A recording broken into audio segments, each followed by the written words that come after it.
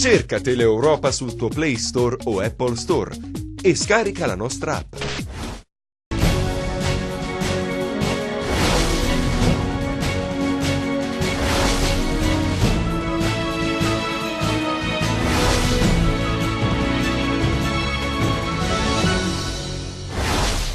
Metà delle case popolari calabresi necessita di interventi di ristrutturazione. Il commissario dell'Aterp quantifica in 120 milioni di euro la somma necessaria per migliorare le strutture. Olio lubrificante venduto come gasolio, 6 arresti a Crotone, 21 gli indagati, inchiesta della Guardia di Finanza, l'evasione per 1 milione di euro.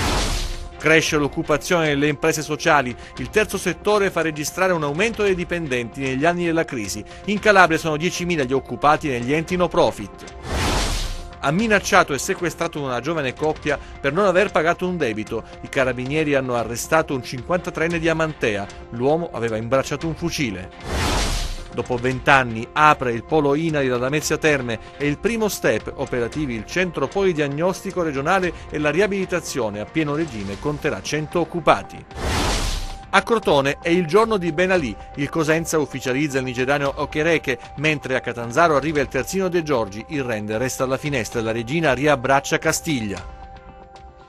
Buonasera dalla redazione TG10, lo avete sentito dunque, il 50% delle case popolari calabresi è da rivedere, servirebbero 120 milioni, è quanto è emerso da un tavolo rotondo inaugurato dall'Aterp calabrese insieme alla CGIL, alla Sunia. Sentiamo.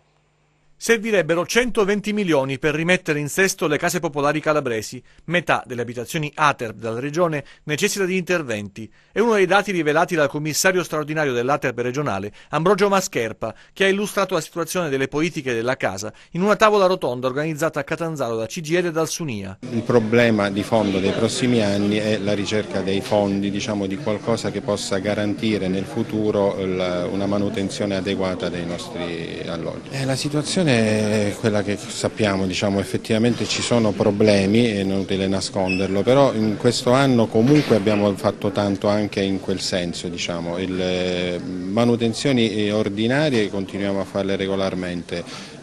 Sulle alienazioni la famosa legge 560 che ci consente appunto di spendere soldi sul nostro patrimonio e con dei finanziamenti anche regionali stiamo cercando di mettere mano alle situazioni più complicate, quelle leggermente più fatiscenti. Il fabbisogno è di circa 120 milioni di euro per poter rimettere in sesto tutto il patrimonio. Più o meno un percentuale non so esattamente, ma circa il 50% ha necessità di manutenzioni un po' più di quelle ordinarie. Per Natale e Capodanno sono stati stanziati altri soldi per le politiche abitative dal Ministero, circa 350 milioni se non ricordo male, e ovviamente secondo la suddivisione fatta in precedenza dovrebbero toccare alla Regione Calabria circa 9-10 milioni di euro. Percentuali ancora alte per quanto riguarda le occupazioni abusive in Calabria. I protocolli firmati con le prefetture, come è stato fatto a Catanzaro, per lavorare in sinergia con le forze dell'ordine, sono in questo caso l'unico metodo per censire situazioni anomale e intervenire per ristabilire la legalità. Non abbiamo altri dati perché per fare questo tipo di censimento, questo tipo di lavoro abbiamo necessità delle istituzioni, delle forze dell'ordine. Qui c'è stata, grazie alla dottoressa Latella, abbiamo avuto la possibilità di fare questo protocollo che ci ha consentito di entrare ovunque. Quindi il nostro augurio per il 2018 è quello di proseguire in questi protocolli, di riuscire a fare questo censimento a Reggio, a Cosenza, perché abbiamo dati che purtroppo non sono dati reali, sono nostre proiezioni, però molto spesso non sappiamo neanche in alcuni ambienti se ancora quello che ci risulta come assegnatario è ancora residente lì.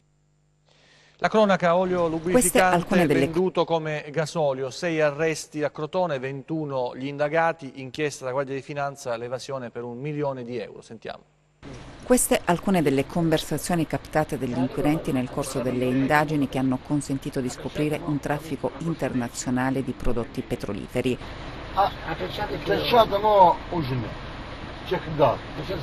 I promotori e i capi dell'associazione davano disposizione a chi aveva il compito di piazzare il prodotto. Una persona passa parola con un'altra, perché i rischi non sono. se ne ferma i documenti. L'indagine è partita dopo il sequestro avvenuto il 4 aprile del 2016 a Cutro di un'autocisterna polacca che trasportava il prodotto petrolifero nel Crotonese. In realtà si trattava di lubrificante venduto però come gasolio. Le indagini della Guardia di Finanza di Crotone, coordinate dalla Procura, hanno così consentito di ricostruire un'articolata frode posta in essere da un gruppo con base in Calabria, a Torretta di Crucoli precisamente, che però operava in diverse zone d'Italia. Tramite fabbriche situate in Polonia, il prodotto, una miscela energetica fiscalmente assimilabile a olio lubrificante che veniva venduto a società operanti nella Repubblica Ceca e commercializzato come gasolio senza gravami fiscali e con un prezzo vantaggioso per l'acquirente. Fondamentale per individuare l'organizzazione e ricostruire il modus operandi sono state le indagini finanziarie e le attività tecniche come pedinamenti, intercettazioni e osservazioni svolte con la collaborazione di altri reparti della Guardia di Finanza in tutta Italia. L'apparente olio lubrificante, in realtà gasolio per autotrazione, veniva occultato in contenitori di polietilene caricati a bordo di camion telonati, quindi non idonei allo specifico trasporto di prodotti classificati pericolosi. Nel settembre del 2016 scattò un secondo imponente sequestro di un carico intercettato all'interno di un'azienda di autotrasporti, ma nonostante i sequestri il gruppo avrebbe continuato ad operare. Oggi, al termine della complessa attività investigativa, sono scattati gli arresti. In 6 sono finite i domiciliari. Per altri 5 componenti del presunto sodalizio invece è stato disposto l'obbligo di dimora. 21 complessivamente le persone denunciate a vario titolo. La frode per IVA e accise non pagate ammonta ad oltre €1 milione. Le indagini hanno inoltre consentito di portare alla luce l'immissione illegale di 1.400.000 litri di pseudogasolio. Ancora dichiarazioni del pentito consolato Vinnani sulle uccisioni dei 2 carabinieri Fava e Garofalo, volute da 'ndrangheta e Cosa Nostra. Il pentito svela degli intrecci di potere. Sentiamo.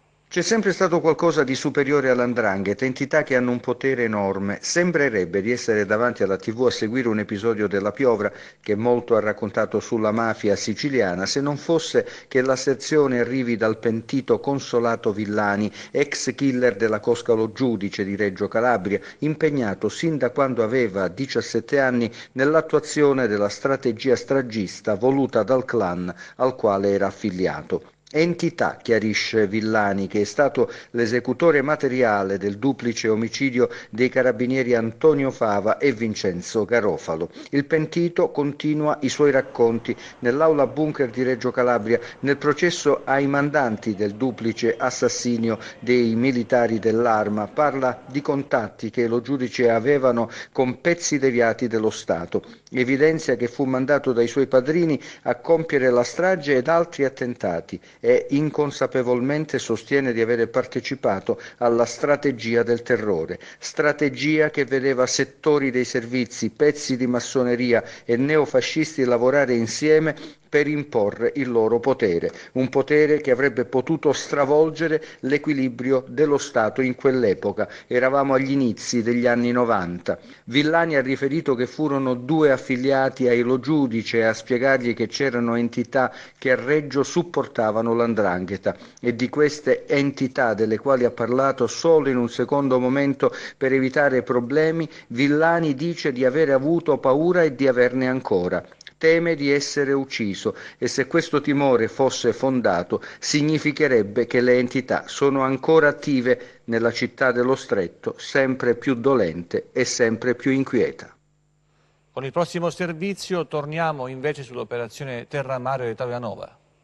Prosegue l'attività di indagine da parte dei carabinieri nell'inchiesta Terra Mare Closed, che nelle scorse settimane ha visto l'arresto di 48 persone tra imprenditori, uomini politici, tra cui l'ex sindaco Mimmo Romeo, e affiliati ai clan nella città di Taulianova. I militari dell'Arma del nucleo investigativo del Comando Provinciale di Reggio Calabria hanno dato esecuzione ad un decreto di sequestro preventivo emesso dal Tribunale di Reggio Calabria. In particolare i carabinieri hanno sequestrato l'impresa individuale denominata Furfaro Rosa, un immobile, conti correnti, libretti di deposito, titoli, azioni e obbligazioni riconducibili ai destinatari della misura restrittiva a soggetti appartenenti ai loro nuclei familiari per un valore complessivo di oltre 570.000 euro. Il provvedimento è originato a seguito di plurimi convergenti segmenti investigativi volti a far luce sulla operatività della consorteria criminale del territorio di Taulianova, confluiti nell'operazione Terra Mare Closed. I beni sequestrati sono stati affidati per la custodia custodia e per l'ordinaria amministrazione ad un amministratore giudiziario nominato dall'autorità giudiziaria. Sono 9 gli indagati di quest'ultima appendice d'inchiesta, tutti ritenuti appartenenti all''ndrangheta nella sua articolazione territoriale denominata Zagari Fazzalari Viola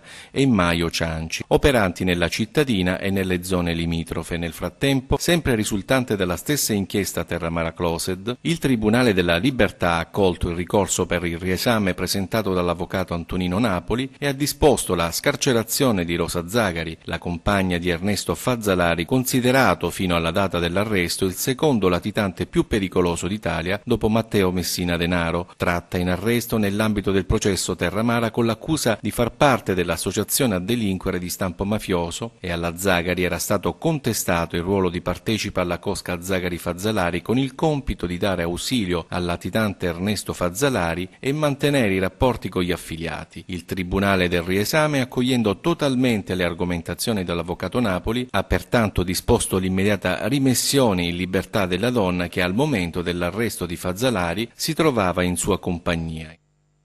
Altri fatti, altre storie nei nostri 100 secondi di cronaca, vediamo.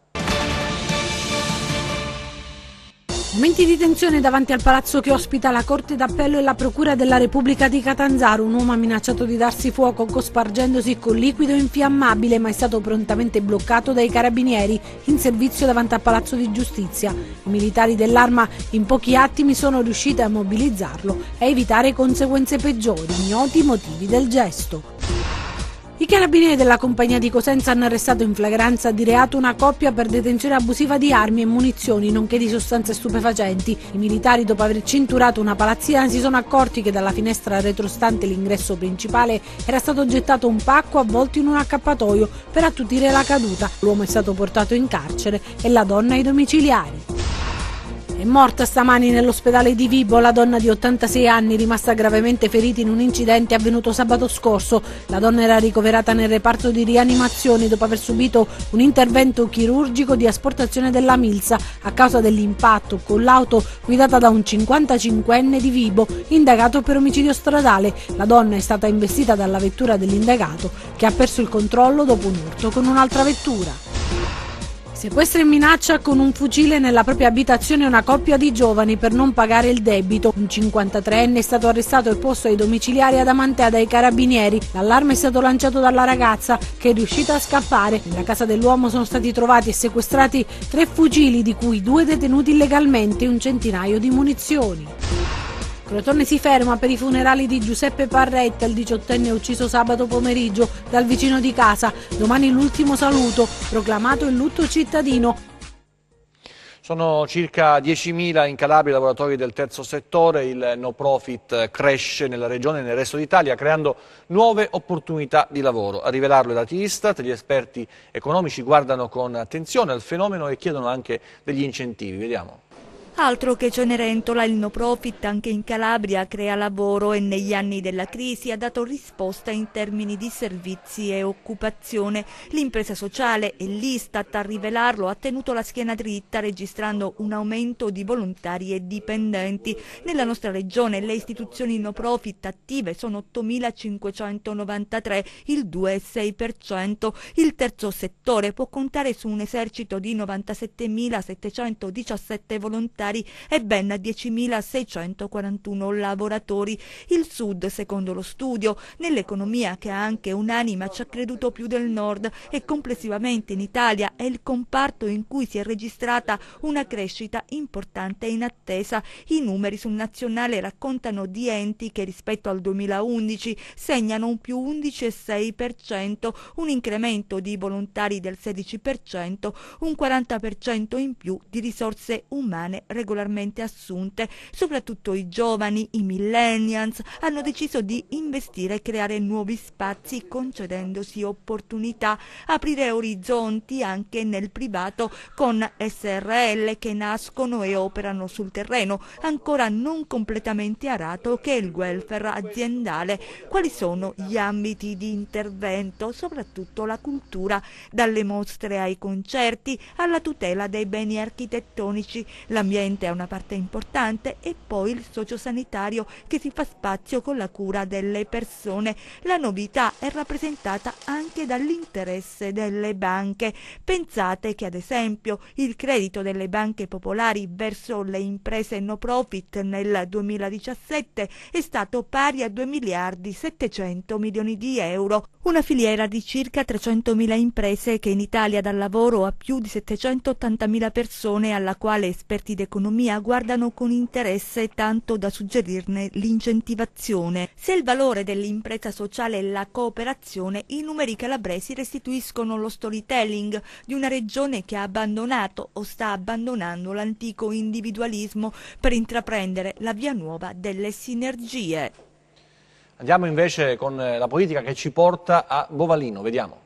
Anche a Bovalino si costituisce un gruppo di Fratelli d'Italia. Ieri sera incontro nella sala del Consiglio Comunale di Bovalino, al quale hanno partecipato iscritti e simpatizzanti. Nell'ambito del centrodestra, Fratelli d'Italia si pone come elemento propulsivo di una politica che guarda molto alle emergenze sociali. E quando si parla di welfare si pensa al territorio, come spiega Sandra Polimeno. Credo che Fratelli d'Italia stia lavorando ad un progetto abbastanza ambizioso, che è quello proprio di partire dai territori proprio per coinvolgere il maggior numero possibile di uomini e di donne che vogliono spendersi in politica e che vogliono spendersi soprattutto per ridare forza, per ridare anche credibilità alla politica. Sulla stessa lunghezza d'onda anche Bruno Squillace. Sì, oggi inauguriamo questo circolo che vuole essere anche per noi l'inizio di questa campagna elettorale che ci porterà alle prossime elezioni politiche, con un impegno concreto e serio da parte nostra, soprattutto per il nostro territorio. Fratelli d'Italia, ecco, da questo punto di vista ha sempre privilegiato quello che è l'interesse per i territori, e quindi anche in questo caso cercheremo in tutti i modi di portare un risultato che sia anche un risultato per la Locri. Mentre Giuseppe Serranò si sofferma sulla crescita, secondo i sondaggi, del consenso di Fratelli d'Italia e della coalizione. Fratelli d'Italia è in netta risalita, ma tutta la coalizione sembra stia crescendo rispetto a quelli che erano i sondaggi di qualche mese fa. C'è in crescita ed è in crescita Forza Italia, anche la Lega sembra si stia mantenendo stabile. Alla serata erano presenti dirigenti nazionali e regionali del partito, tra questi Wanda Ferro, consigliere regionale calabrese. E adesso parliamo invece di INAIL, perché dopo 20 anni apre il polo alla Lamezia Terme, il primo step, operativi il centro polidiagnostico regionale della riabilitazione, e a pieno regime il centro conterà 100 occupati. Sentiamo. Ci sono voluti 20 anni, ma il taglio del nastro è arrivato, aperto solo in parte, il primo step, per usare le parole del presidente Oliverio, il polo integrato INAIL, l'azienda sanitaria alla Lamezia Terme, realizzato nell'area gestita dalla Fondazione Terina. La struttura per il momento vedrà operativi il centro polidiagnostico regionale e la riabilitazione. Si tratta di un'unità operativa complessa di riabilitazione con 34 posti letto, alcuni dei quali in degenza ordinaria, altri in day hospital, e poi annesso c'è anche dei letti di riabilitazione a ciclo continuativo di tipo territoriale, da utilizzare soprattutto per il follow-up successivo dopo l'inserimento della protesi iniziale. Ci saranno circa una quarantina di personale sanitario, tra medici fisiatri, tra terapisti della riabilitazione, infermieri professionali, OS, logopedisti, ecco, sono tutte le professionalità necessarie nel percorso della riabilitazione. Un progetto che a pieno regime conterà 100 occupati, l'impegno del governatore è riportare le eccellenze in Calabria. Finalmente riusciamo dopo 20 anni a recuperare e a dare vita ad un progetto di grandissima eccellenza, che sarà non solo un fattore di qualificazione dei servizi sanitari nella nostra regione, ma sarà anche un punto di riferimento oltre i confini della nostra regione. Oggi il manifesto è stato presentato del 60° Carnevale di Castrovillari, dal 3 al 13 febbraio, richiamerà ai piedi del Pollino curiosi e appassionati provenienti da tutta Italia. Tante le novità, ad iniziare dai volti del Carnevale. Sentiamo. C'è da stare pace, ognuno ti guarda me da occhi torti. Vorria che fosse morto, lo governo non è altro che infierno. Vuoi invecchiare? Persone ai governari. Quest'anno è un grande anniversario, sono 60 anni ininterrotti, il carnevale più longevo della Calabria.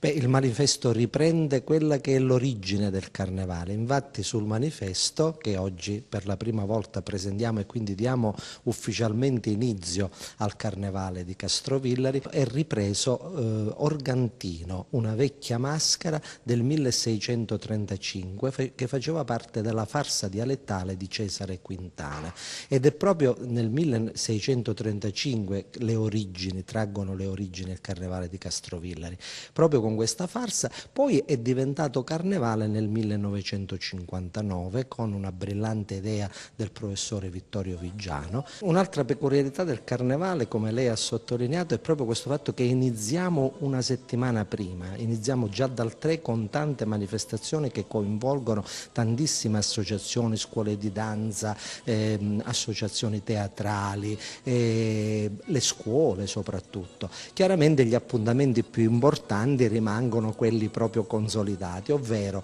l'8 febbraio, che è giovedì, con l'incoronazione del Re Carnevale, seguita dall'ormai diventata famosa serenata da Sausizza, dove si balla, si canta, si mangia tutti insieme, dopodiché le due grandi classiche. Domenica con la grande sfilata, che incomincia sin dal mattino con i protagonisti del carnevale, i bambini, la sfilata della gioia, la parata della gioia, e poi a seguire la grande manifestazione con i carri allegorici, gruppi folclorici e gruppi mascherati. Il lunedì abbiamo il Gran Galà, dove si esibiranno sia gruppi italiani che gruppi stranieri, e dove ci sarà il focus che quest'anno è incentrato sulla Sicilia. Infatti avremo dei gruppi provenienti dalla regione Sicilia. Martedì il gran finale, la sfilata finale, dove speriamo, e se chi ci ascolta lo invitiamo ufficialmente a venire a questa bellissima edizione, a questa 60ª edizione del Carnevale di Castrovillari. Siamo certi che non se ne pentiranno. Volti nuovi e altri invece che se ne vanno nel calciomercato, ne parliamo nella rubrica curata oggi da Anna Franchino, movimenti in continua evoluzione.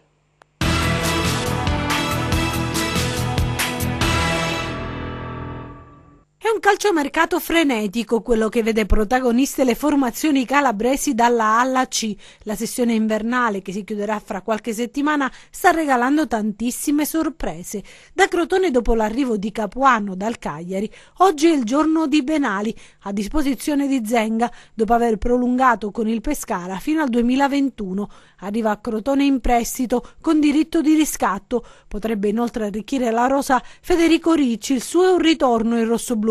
Dopo che al Genoa hanno trovato spazio per risolvere in anticipo il prestito, bisognerà che ci sia l'accordo fra le due società che detengono il cartellino del calciatore, Genoa e Sassuolo. In uscita per il club pitagorico, Kragl al Foggia e Cabrera al Getafe. In Serie C al Cosenza, dopo l'addio di Caccavallo, anche Statella ha salutato il gruppo. Per lui il passaggio alla Ternana in B con un contratto fino al 2020. Intanto ieri ha superato le visite mediche il nigeriano attaccante David Okereke, classe 97, in prestito dallo Spezia.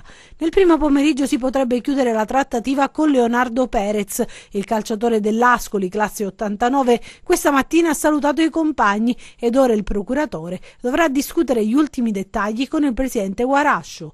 È fatta al Catanzaro per il terzino, classe 90, Francesco De Giorgi, ex Fidelissandria, contratto fino a fine stagione con opzione per quella successiva. In partenza Benedetti, Anastasi e Sabato, richiesto dalla Casertana.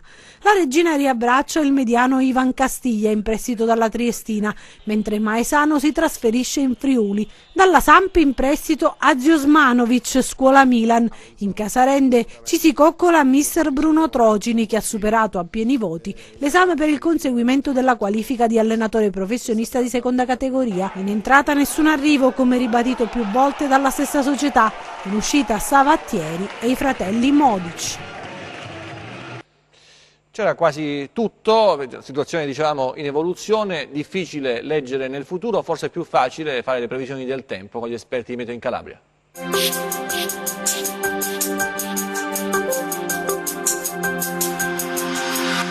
Ben ritrovati da meteoincalabria.it. Persiste una circolazione di correnti umide occidentali di provenienza atlantica che saranno responsabili di tempo instabile sulle aree tirreniche. Vediamo quindi le mappe in dettaglio. Domani ancora nubi associate a precipitazioni localmente moderate sulla fascia tirrenica, tempo migliore sulle zone ioniche, temperature senza grandi variazioni. Vediamo ora come si comporteranno mari e venti.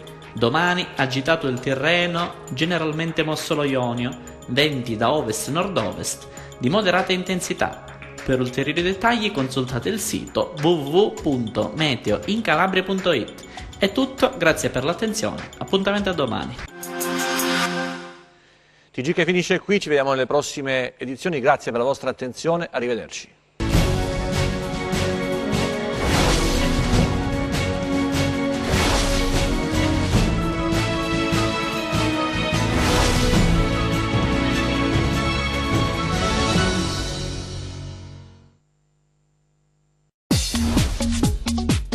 Cerca Teleeuropa sul tuo Play Store o Apple Store e scarica la nostra app.